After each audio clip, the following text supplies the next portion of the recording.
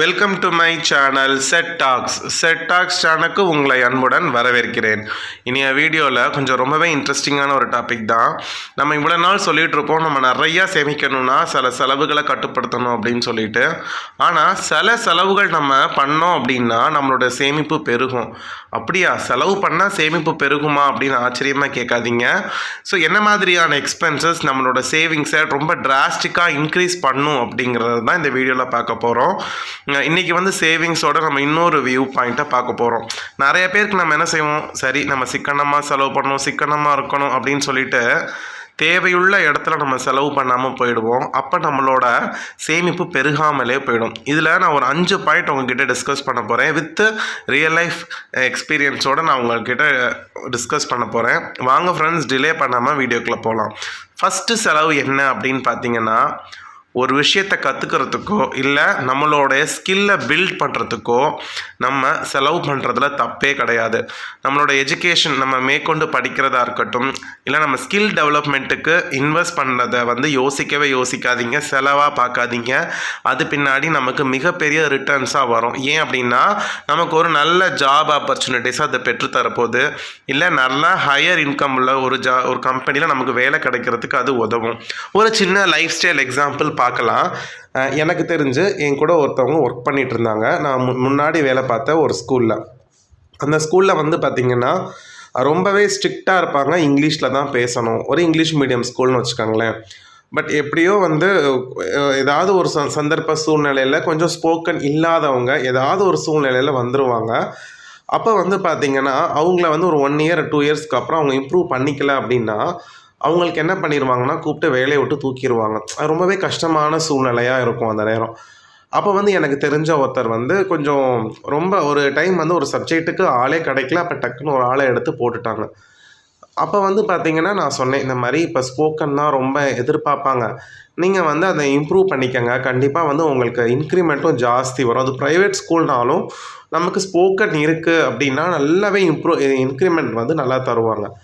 அவங்க நான் சொன்னதை கேட்டுட்டு இப்போ என்ன பண்ணாங்க, நல்லா ஸ்போக்கனுக்கு கிளாஸ் போகிறேன் அப்படின்னு சொல்லிட்டு மந்த்லி ஒரு 2000 ஒரு இடத்துல நல்ல ப்ராக்டிஸ் கொடுக்கக்கூடிய ஸ்போக்கன் இங்கிலீஷ் இம்ப்ரூவ் பண்ணக்கூடிய ஒரு நல்ல சென்டரில் போய் விசாரிச்சிருக்கிறாங்க.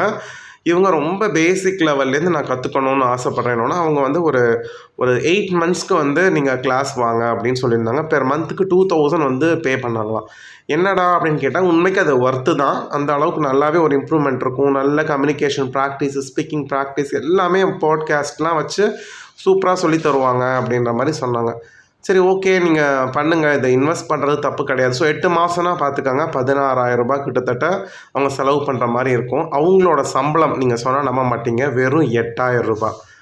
ஆனால் அவங்க யோசிக்காமல் அந்த ஸ்போக்கன் கிளாஸ் 8 மாதம் சேர்ந்து நல்லாவே ஒரு இம்ப்ரூவ்மெண்ட் காமிச்சாங்க. ஏன்னா அந்த அளவுக்கு அவங்களுக்கு ஒரு வெறி, நல்ல வேலையில் இருக்கணுன்ட்டு.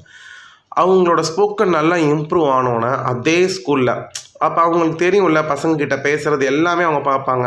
அந்த 8 months கோச்சிங்க்கு அப்புறம் ஏதாவது ஒரு ஃபங்க்ஷனில் பேச சொன்னால் அவங்க வாலண்டியராக பேசுவாங்க. ஸோ இந்த மாதிரிலாம் அந்த இம்ப்ரூவ்மெண்ட் பார்த்த உடனே நெக்ஸ்ட் இயர் 8,000 வாங்கிட்டு இருந்தா அவங்களோட சம்பளம் நெக்ஸ்ட் இயர் இன்க்ரிமெண்ட்டில் நீங்கள் சொன்னால் நம்பவே மாட்டீங்க, 20,000 இன்க்ரீஸ் பண்ணாங்க. எந்த ஒரு ப்ரைவேட் ஸ்கூல்லையுமே 1,000 2,000 மேலே இன்க்ரிமெண்ட் போட மாட்டாங்க. ஆனால் அந்த ஸ்கூலில் பார்த்திங்கன்னா அப்படியே டபுளுக்கு மேலேயே கொடுப்பாங்க. ஏன்னா அவங்களுக்கு இங்கிலீஷ் பேசக்கூடிய ஒரு ஆள் கிடச்சிட்டாங்க. அது ஒரு ஸ்கில்லாக பார்க்கப்படுது இப்போ. ஸோ இது நம்மளோட ஒரு ஸ்கில்லை இம்ப்ரூவ் பண்ணும் பொழுது நல்லாவே சம்பளம் ஜாஸ்தி ஆகும். சில பேர் யூஜி டிகிரி மட்டும் பண்ணிவிட்டு ஒரு இடத்துல ஒர்க் பண்ணுவாங்க, பிஜி டிகிரி செலவழித்து பண்ணுவாங்க. பார்த்திங்கன்னா அவங்களுக்கு ஒரு ப்ரொமோஷன் கிடைக்கிறதுக்கு அது ஹெல்ப் பண்ணும். ஸோ இந்த மாதிரி ஸ்கில் அண்ட் எஜுகேஷனுக்கு பணம் செலவழிக்கிறது தப்பே கிடையாது. அது நமக்கு பின்னாடி நல்ல ஒரு ஹையர் இன்கம் வரும். நம்மளோட சேமிப்பையும் அது பெருக்கமடைய செஞ்சிடும். ரெண்டாவது விஷயம் பார்த்திங்கன்னா, ஹெல்த் அண்ட் ஃபிட்னஸ்க்கு ஸ்பெண்ட் பண்ணுறது தப்பே கிடையாது. இப்போ நான் ஹெல்த்தியாக இருக்கணும்னு விரும்புகிறேன் அப்படின்னா நிறைய ஃப்ரூட்ஸ் சாப்பிடணும்னு சில பேர் சொல்லுவாங்க. வெயிட் லாஸ்க்கு ஃப்ரூட்ஸ் கொஞ்சம் சேர்த்துக்கங்க அப்படின்னு சொல்லுவாங்க. அந்த மாதிரி ஃபிட்னஸ்க்கு பார்த்திங்கன்னா ஸ்பெண்ட் பண்ணுறது தப்பு கிடையாது. ஏன்னா அந்த மாதிரி நீங்கள் ஸ்பெண்ட் பண்ணி நீங்கள் உங்களை ஹெல்த்தியாக வச்சுருக்கும் பொழுது பின்னாடி ஒரு பெரிய வியாதியால் தாக்கப்பட்டு ஒரு மெடிக்கல் பில்லு போய் கொடுக்கறதுக்கு ஒரு ஹாஸ்பிட்டல் செலவு பண்ணி நம்ம சேவிங்ஸ்லாம் கரைக்கிறதுக்கு பெட்டர் நீங்கள் என்ன பண்ணலாம், ஹெல்த்தியான ஃபுட்டில் ஸ்பெண்ட் பண்ணலாம். மோஸ்ட்லி வந்து பார்த்திங்கன்னா இப்போ ஃப்ரூட்ஸ்க்கு நிறைய பேர் வந்து ஸ்பெண்ட் பண்ண யோசிப்பாங்க, ஏன்னா ரொம்ப ரேட் ஜாஸ்தியாக இருக்கும். ஸோ அந்த மாதிரி யோசிக்காதீங்க. நல்லா ஃப்ரூட்ஸ் சாப்பிட்லாம், நட்ஸு சாப்பிட்லாம். இந்த மாதிரி வெயிட்டை குறைக்கிறதுக்கு நான் இந்த மாதிரி ப்ரோக்ராம்ஸை சொல்லலை, ஃபுட் ஐட்டம்ஸை சொல்கிறேன். நீங்கள் நல்லா வெயிட் குறைக்கிறதுக்கு நல்லா நடந்தாலே போதும். நிறைய ஃப்ரூட்ஸு, நட்ஸு, ப்ரோட்டீன் ஃபுட் அதிகமாக சேர்த்துக்கலாம். ஸோ சிக்கன், மட்டன் கூட கிடையாது, சிக்கனில் எக்கு இதெல்லாம் பார்த்திங்கன்னா நல்ல ப்ரோட்டீன் இருக்குது. ரைஸை கம்மி பண்ணிவிட்டு அதெல்லாம் எடுத்துக்கலாம்னு சொல்கிறப்ப அதுக்கு நம்ம செலவு பண்ண யோசிக்காதீங்க. இந்த மாதிரி ஹெல்த் அண்ட் ஃபிட்னஸ்க்கு நம்ம செலவு பண்ணலாம், தப்பே கிடையாது. அப்போ தான் நம்மளால் தொடர்ந்து மெடிக்கல் பில் இல்லாமல் காப்பாற்ற முடியும். அதே சமயம் நம்ம நல்லா எஃபெக்டிவாக ஒர்க் பண்ணவும் முடியும். ஸோ அதனால் ஆட்டோமேட்டிக்காக நம்மளுடைய ஏர்னிங் பவர் இன்க்ரீஸ் ஆகும், சேவிங்ஸ் பவரும் இன்க்ரீஸ் ஆகும். மூணாவது விஷயம் வந்து பார்த்திங்கன்னா எனர்ஜி எஃபிஷியண்ட்டான அப்ளையன்சஸ் வாங்கணும். அதாவது இப்போ நம்ம வீட்டில் ஏசி, ஃப்ரிட்ஜு, ஃபேனு இந்த மாதிரி வாங்க போகிறோம்னு வச்சுக்கோங்களேன். அப்போ நிறைய பேர் சொல்லுவாங்க, இந்த ஏசி போட்டிங்கன்னா உங்களுக்கு பவர் கன்சப்ஷன்ஸ் கம்மியாக இருக்கும், இவி பில் கம்மியாக வரும் அப்படின்வாங்க. இந்த மாதிரி ஃபேன் யூஸ் பண்ணுங்கள், லைட் இந்த மாதிரி யூஸ் பண்ணுங்கள், இந்த மாதிரி பிராண்ட் ஃப்ரிட்ஜ் எடுங்க, 2000 ரூபாய் கூட நீங்கள் ஸ்பெண்ட் பண்ணாலும் உங்களுக்கு கரண்ட் பில் வந்து ரொம்ப கம்மியாக வரும் அப்படின்னு நிறைய அப்ளையன்சஸில் இருக்குது. ஸோ இந்த மாதிரி விஷயம் உங்களுக்கு கிடைக்கும் போது அது உண்மையாக இருக்க பட்சத்தில் ஓகே, நீங்கள் காசு போட்டு வாங்குறீங்க, பட் ஆனால் உங்களோட யூட்டிலிட்டி பில்ஸ் வந்து லாங் ரன்னாக வந்து கம்மியாகிறதுக்கு வாய்ப்புகள் இருக்குது. இப்போ நீங்கள் வந்து ஒரு ஏசி போடுறீங்க, அது ஏசி ரெகுலராக யூஸ் பண்ணுறதுனால ஒரு 3000 ரூபா பில் வருது. பட் இதே இன்னொரு பிராண்ட் ஏசி இது கொஞ்சம் காஸ்ட் ஜாஸ்தி தான், பட் ஆனால் பில் வந்து 1500 வருது அப்படின்னா அப்போ உங்களுக்கு 2 மாதத்துக்கு ஒருக்க ஒரு 1500 ரூபா மிச்சமாகுது இல்லையா? அந்த மாதிரி யோசிங்க. ஸோ அப்போ அப்ளையன்சஸ் வாங்கும் பொழுது எனர்ஜி எஃபிஷியண்ட்டாக வாங்குங்க. அதுக்கு எக்ஸ்ட்ரா காசு போதே அப்படின்னு யோசிக்காதீங்க. ஏன்னா லாங் ரன்னாக எதுக்கு நீங்கள் ஸ்பெண்ட் பண்ண போகிறீங்க அப்படிங்கிறத மைண்டில் வச்சுக்கும் பொழுது ஈஸியாக வந்து உங்களுக்கு ஆரம்பத்தில் உங்களுக்கு அதிகம் செலவு பண்ணுற மாதிரி தெரிஞ்சாலும் அதுக்கப்புறம் வரக்கூடிய பில்ஸில் வந்து நீங்கள் ஈஸியாக பணத்தை சேமிக்க முடியும். 4வது விஷயம் வந்து பார்த்திங்கன்னா முக்கியமாக நீங்கள் செய்ய வேண்டியது ப்ரிவென்டேட்டிவ் மெயின்டெனன்ஸ். அதாவது நம்ம மெயின்டைன் பண்ணணும். அதாவது இப்போ பைக்காக இருக்கட்டும், காராக இருக்கட்டும், ஏசியாக இருக்கட்டும், இல்லை வீடாக இருக்கட்டும். ஸோ இந்த மாதிரி நம்ம அதை மெயின்டைன் பண்ணணும். வீடுக்கு வந்து ஒரு 2 இயர்ஸ் ஒன்ஸ் வந்து நல்லா ஒயிட் வாஷ் பண்ணணும். எங்கேயாவது மராமத்து பணிகள் செய்கிற மாதிரி இருக்குன்னா அதெல்லாம் தட்டி பூசி அப்பப்போ சின்னதாக இருக்கும் பொழுதே அதை ப்ராப்பராக மெயின்டைன் பண்ணுங்கள். காரு, பைக்கு, ஏசி இதெல்லாம் ப்ராப்பராக 6 months ஒன்ஸ் வந்து சர்வீஸ் பண்ணுங்கள். அந்த மாதிரி நீங்கள் சர்வீஸ் பண்ணாமல் விட்டுட்டிங்க அப்படின்னா பெரிய செலவாக வச்சிரும். அதுதான் வந்து இப்போ நான் பைக்கெல்லாம் வந்து பார்த்திங்கன்னா ஒரு வருஷத்தில் 2 தடவை நான் வந்து என்ன பண்ணிடுவேன்னா சர்வீஸ் பண்ணிடுவேன். இப்போ இதே என்னோடய ஃப்ரெண்டு சர்வீஸே பண்ண மாட்டாங்க. நான் சொல்லுவேன் சர்வீஸ் பண்ணுங்கன்னா கேட்கவே மாட்டார். ஆனால் பார்த்திங்கன்னா திடீர்னு இந்த ஒரு வருஷத்தில் எப்போயாவது ரிப்பேர் ஆகும், அது மாற்றணும் இதை மாற்றணும் அப்படின்னு இப்படின்னு சொல்லி ஒரு 7000 ரூபா 8000 ரூபா பில் வச்சு வாங்கி கட்டிடுவார். ஆனால் இதே நீங்கள் ப்ராப்பராக சர்வீஸ் பண்ணிங்கன்னா அது எப்படியும் ஒரு 1500லேருந்து 2000 வரும். ஒரு 4000ல் நீங்கள் 2 தடவை சர்வீஸே பார்த்துடலாம்.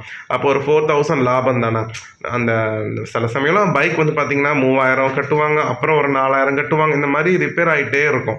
அப்போ ப்ராப்பராக நீங்கள் மெயின்டைன் பண்ணணும், சர்வீஸ் வந்து பண்ணணும். அதே மாதிரி தான் ஏசியும் ஒரு இயர்லி ஒன்ஸாவது ப்ராப்பராக க்ளீன் பண்ணி எடுத்துடணும். ஒரு 700 மெயின்டெனன்ஸ் கேட்க போகிறாங்க.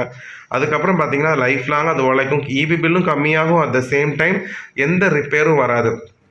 அது மாதிரி வீடும் அப்படி தான். நல்லாவே வந்து ப்ராப்பராக சொந்த வீடு வச்சுருக்கிறவங்க மெயின்டைன் பண்ணிடுங்க. சரி அப்புறம் பார்த்துக்கலாம் அப்படின்னு பார்த்தீங்கன்னா அது பெரிய செலவாக இழுத்து விட்ரும். இந்த வீடை ரெனோவேட் பண்ணும்போதெல்லாம் பார்த்தீங்கன்னா ஒன்றை தட்டினா கடன்னு மற்றதும் இடிஞ்சு விழும் பாருங்கள். அப்போ தான் நமக்கு தெரியும். அப்பப்போ வந்து இயர்லி ஒன்ஸ் வந்து என்னென்னலாம் இருக்குது அப்படிங்கிறத பார்த்துருங்க. அட்லீஸ்ட் 2 இயர்ஸ் ஒன்ஸ் ஆகுது, இல்லை 1 இயர் ஒன்ஸ் ஆகுது பார்த்துருங்க.